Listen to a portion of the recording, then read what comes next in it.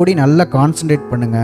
யார் ஜெபிக்கிறாங்களோ, அது யாராக இருந்தாலும் சரி, ஒரு சிறு பிள்ளை ஜெபிச்சாலோ, வாலிபர் ஜெபிச்சாலோ, பெரியோர் ஜெபிச்சாலோ, யார் ஜெபிச்சாலோ, அவங்க என்ன வார்த்தையால் அறிக்கை பண்ணி ஜெபிக்கிறாங்களோ அதை கவனிங்க.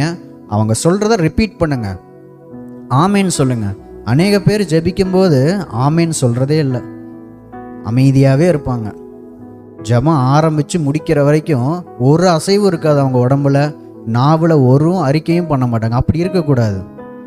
அப்படி இருந்தால் அங்கே ஒரு மனம் இருக்காது. உங்கள் கான்சன்ட்ரேஷன் மிஸ் ஆயிடுச்சுன்னு அர்த்தம். உங்கள் கான்சன்ட்ரேஷனே வேறு இடத்துல இருக்குன்னு அர்த்தம். நீங்கள் ஜெபிக்கும் போது ஆமேன், அல்லேலூயா எல்லாம் சொல்லுங்கள். சொல்லி தேவனை மகிமைப்படுத்துங்க. அவங்க சொன்ன வார்த்தையை ரிப்பீட் பண்ணுங்க. அப்படி பண்ணும்போது அந்த ஜெபத்தில் ஒரு மனம் இருக்கும். அதை தான் நான் இந்த செய்தியிலேருந்து உங்களுக்கு சொல்ல வருவது. ஒரு மனத்தோடு ஜெபிங்க. கர்த்தர் கண்டிப்பாக எல்லா காரியங்களையும் வாய்க்க செய்ய அவர் வல்ல தேவனாக இருக்கிறார்.